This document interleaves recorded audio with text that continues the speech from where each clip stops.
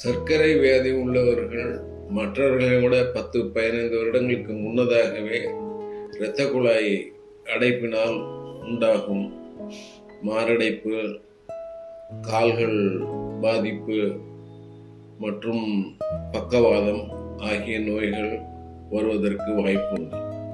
ஆகையால் சர்க்கரை வியாதி வந்த முதலில் இருந்தே அவர்கள் இரத்த நாள அறுவை சிகிச்சை நிபுணர்கள், வாஸ்குலர் சர்ஜன்ஸை பார்க்க வேண்டும். அதிலும் முக்கியமாக நடக்கும்போது கால்வலி இருக்கிறது என்றால் அவர்கள் உடனே முதலில் வாஸ்குலர் சர்ஜனை பார்க்க வேண்டும்.